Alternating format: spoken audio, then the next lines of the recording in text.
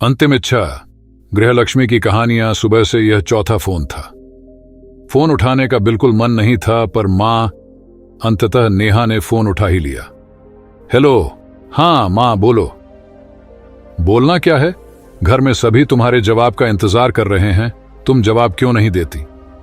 मां इतना आसान नहीं है, मुझे सोचने का मौका तो दो, नेहा ने बुझे स्वर में कहा। सोचना क्या है इसमें, तुम्हारी बहन की अंतिम इच्छा थी। क्या तुम्हें उन बच्चों पर बिल्कुल भी दया नहीं आती? मां पर क्या मां की तरह पाला था तुम्हारी बहन ने तुम्हें। आज जब उसके बच्चों को मां की जरूरत है तो तुम्हें सोचने का समय चाहिए। मां इस तरह कोई कैसे फैसला ले ले? ठीक है, अगर तुम्हें उन बच्चों की छिछालेदर मंजूर है तो फिर क्या कहे। मां इस तरह की बातें क्यों कर रही हो? मां का गला भर आया।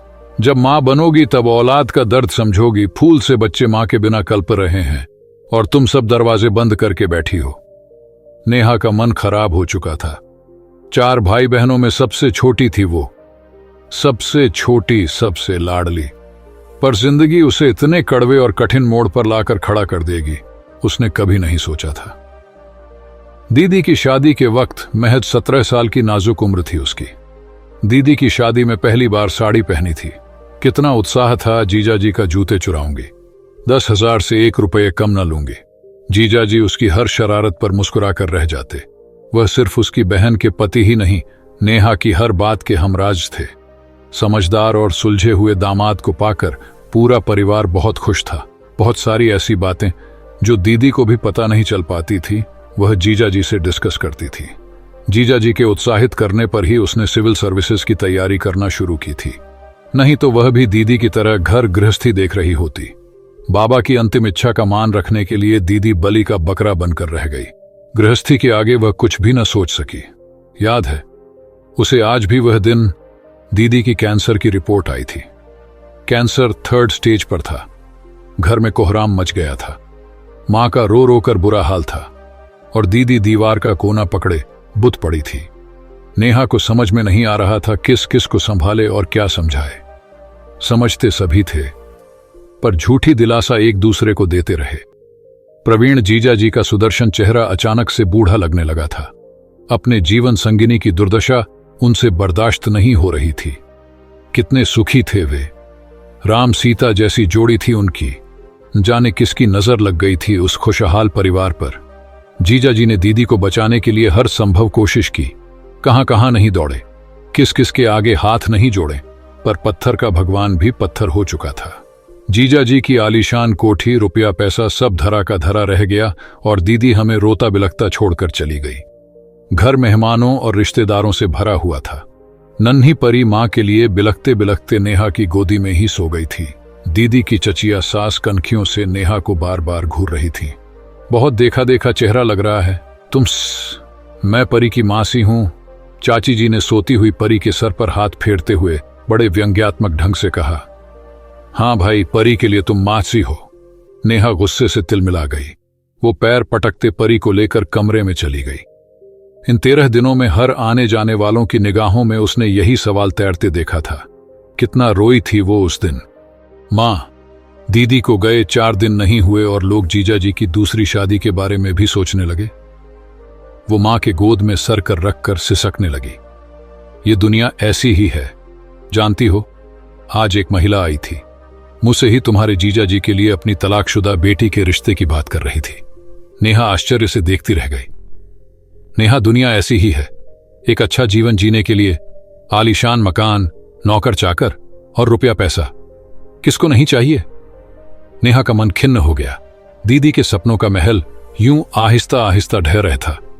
धीरे धीरे सारे मेहमान चले गए। नेहा भी सामान पैक कर रही थी। तभी, मासी आप जा रही हैं? हां बेटा, ऑफिस भी तो जाना है ना। तुम उदास क्यों हो? हम रोज वीडियो कॉल से बात करेंगे। अपना होमवर्क रोज करना। बच्चे चुपचाप सुनते रहे। दीदी के बच्चे बहुत समझदार थे, पर फिर भी बच्चे ही थे। तभी मां कमरे में आ गई। नेहा, सामान पैक हो गया? हां मां, आप लोग कब निकल रहे? मैं अभी कुछ दिन यही रहूंगी। बच्चे एकदम अकेले पड़ गए हैं। नेहा सर झुकाए मां की बात सुनती रही। तुझसे एक बात कहनी थी। मैं सुन रही हूं, यहां मेरे पास बैठो। मां, ऐसी भी क्या बात है? नेहा, इस घर के हालात तुम भली भांति समझती हो। तुम्हारी दीदी के जाने के बाद हमारी जिम्मेदारी और भी बढ़ गई है। तुम्हारी दीदी ने मरने से पहले मुझसे एक वायदा लिया था। वो चाहती थी कि उसके मरने के बाद तुम उसके बच्चों की जिम्मेदारी संभालो। तुम प्रवीण जी से शादी कर लो। मां, तुम ऐसा सोच भी कैसे सकती हो? गुस्से और वितृष्णा से नेहा का चेहरा लाल हो गया। देखा भाला परिवार है, बच्चों को मां मिल जाएगी। वैसे भी एक लड़की को क्या चाहिए? आलीशान घर, नौकर चाकर, रुपया पैसा। तुम्हारे पापा की भी यही इच्छा है। नेहा आश्चर्य से मां को देखती रह गई। तुमने जीजा से भी एक बार पूछा है? पूछना क्या है, उनके माता पिता तो है नहीं। चाचा चाची से बात हो गई है, उन्हें भी ये रिश्ता मंजूर है। रिश्ता? मां, दीदी की चिता की आग अभी ठंडी भी नहीं हुई और तुम। मां का चेहरा गंभीर हो गया।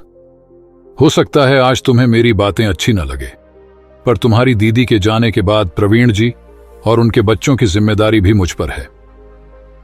तुम सोच विचार कर जल्द मुझे जवाब दे दो। कहते हैं मरने वाले की अंतिम इच्छा न पूरी की जाए तो उसकी आत्मा को कभी शांति नहीं मिलती। मां की आंखों में तैर रहे हजारों सवाल को वह झेल नहीं पाई। एक हफ्ते में मां ने 50 बार फोन कर दिया था। नेहा एक ही जवाब देती, मां, मुझे सोचने का वक्त दो। सबको मरी हुई दीदी की अंतिम इच्छा की चिंता थी, पर किसी ने एक बार भी उससे नहीं पूछा कि उसकी इच्छा क्या है। मरने वाला तो मरकर चला गया, पर लोग उसे जिंदा लाश बनाने पर क्यों तुले हैं? शनिवार की रात थी। नेहा हाथ में कॉफी का मग ली छत पर सुकून के चंद पलों की तलाश में आकर बैठी थी।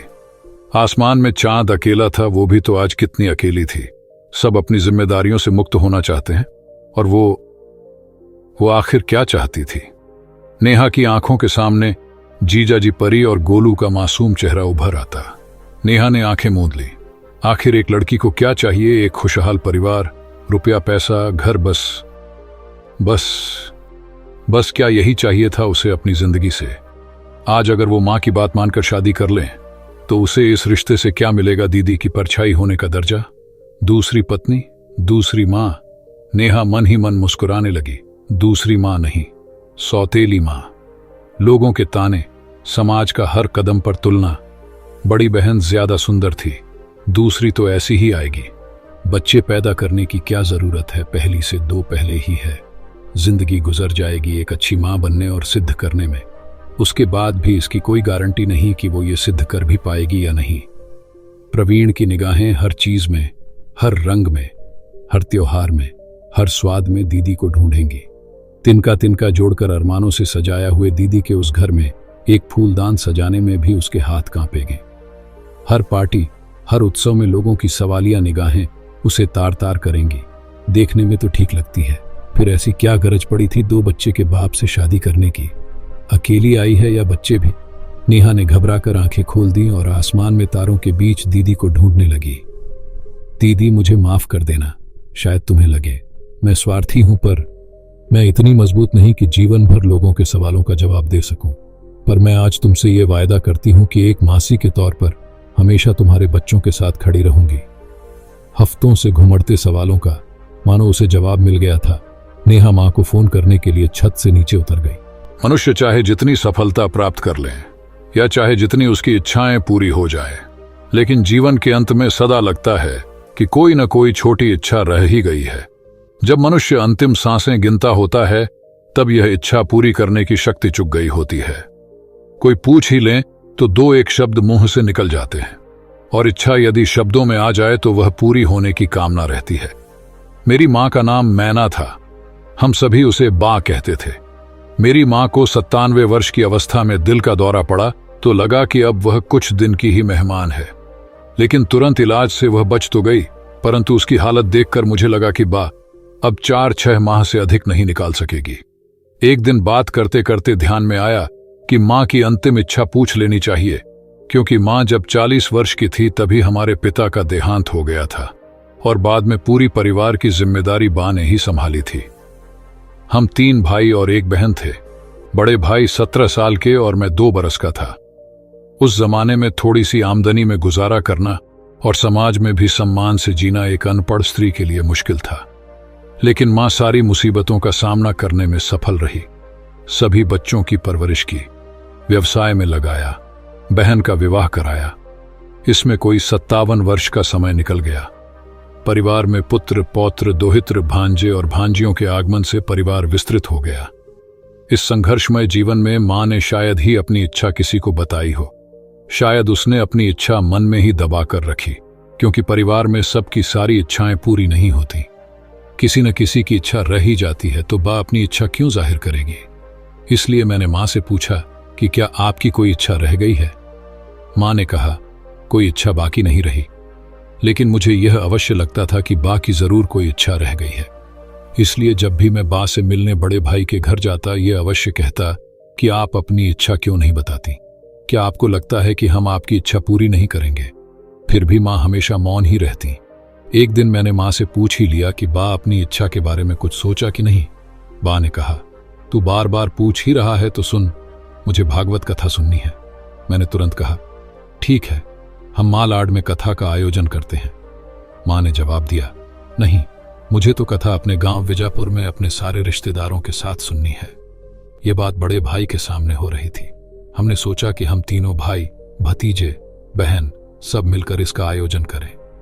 तय हुआ कि विजापुर जाकर कथा का आयोजन किया जाए। हम यहां आए तब से बहुत अरसा बीत चुका था। वहां के बहुत कम लोगों से संपर्क रह पाया था। फिर भी आयोजन तो वहीं करवाना था। सभी भाइयों ने अपनी अपनी जिम्मेदारियां बांट ली। एक ने पंडाल की, दूसरे ने प्रिंटिंग की, तीसरे ने भोजन आदि की जिम्मेदारी ले ली। 12 से 18 सितंबर 2003 भाद्रपद मास के पितृपक्ष में शास्त्री जी श्री दर्शन के व्यासपीठ से कथा का आयोजन निश्चित हुआ। लेकिन कथा का समय जैसे जैसे करीब आने लगा, मां का स्वास्थ्य लगातार गिरने लगा। कथा की अगली अमावस्या के दिन उनकी तबीयत एकदम बिगड़ गई। रक्तचाप कम हो गया और नाड़ी की धड़कन कम हो गई। बड़ी बहन और मेरी पत्नी मां को निकट के अस्पताल में ले गई। डॉक्टर ने कहा, अब बचना मुश्किल है, लेकिन समय पर चिकित्सा शुरू करने से मां को होश आ गया।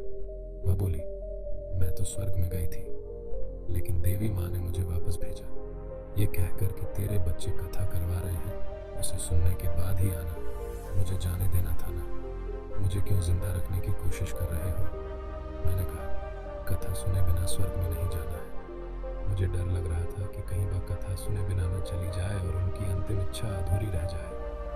हम सभी भाई बहन इकट्ठा हुए और तय किया कि चाहे जो हो जाए, कथा तो करनी ही है। हमने भगवान से प्रार्थना की कि माँ को ऐसा अवसर मिले और उसके बाद ही वह जाए। हर पल, हर दिन युग जैसा लगता था। कब कथा आरंभ हो और माँ कब उसे सुने, यह चिंता लगी रहती थी। हम तय कार्यक्रम के अनुसार विजापुर पहुंचे। सारा इंतजाम हो चुका था। कथा प्रारंभ हुई। गुजरात की शिक्षा मंत्री श्रीमती आनंदी बहन पटेल ने उद्घाटन किया। रोज करीब 1000 लोग कथा सुनने आते थे। लोगों को खुशी के साथ विस्मय भी हो रहा था कि बेटों ने मां के लिए कथा का आयोजन किया है।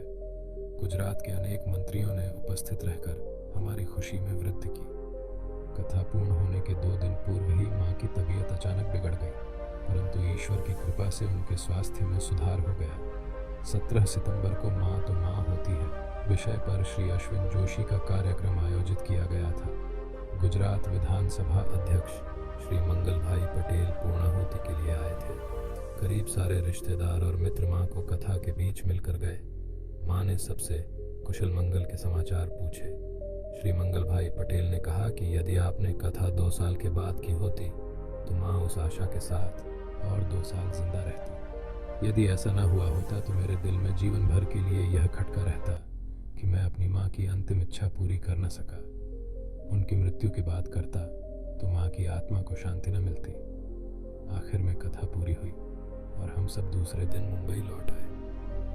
बोरीवली पहुंचने पर मां ने कहा कि तेरे घर तो बहुत बरस रह चुकी हूँ, अब मुझे कुछ दिन बड़े भाई के घर जाने दो।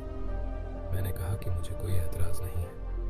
20 सितंबर 2003 के दिन हम मुंबई पहुंचे थे। मां को मिलने मैं रात को कांदिवली जाता था। 2 दिन के बाद बड़े भैया का फोन आया, मां तुझे जल्द बुला रही है। मैंने कहा, कल ही तो मैं मिलकर गया हूँ। फिर भी मैं रात में गया। मां ने कहा, तूने मेरी बहुत सेवा की है, भगवान तुझे सदा खुश रखे। मैंने कहा, मैंने तो अपना कर्तव्य निभाया है। बाद में बहन को अहमदाबाद फोन किया, बातचीत की, 25 सितंबर सुबह 11 बजे मुझे फ़ोन आया, माँ सीरियस है। मैं वहाँ पहुँचा। माँ अस्पताल में अंतिम सांसें गिन रही थी। अंतिम बार उससे मेरी बात हुई। मैंने कहा, माँ मैं आ गया हूँ। माँ ने केवल सिर हिलाया और थोड़ी ही देर में हम सबको छोड़कर वह स्वर्ग के मार्ग पर निकल पड़े। माँ ने कहा था, मैं अंतिम सांस तेरे घर में लेना चाहती हूँ, इसलिए अस्पताल से मेरे घर लाकर उसकी अंतिम यात्रा निकाली गई। कथा पूर्ण होने के ठीक 7 दिन बाद माँ ने प्राण त्याग दिए, किंतु हमारे मन में एक प्रकार की शांति व संतोष है कि हम माँ की अंतिम इच्छा पूरी कर सके। और आज भी ऐसा लगता है कि माँ तो जीवित ही हैं।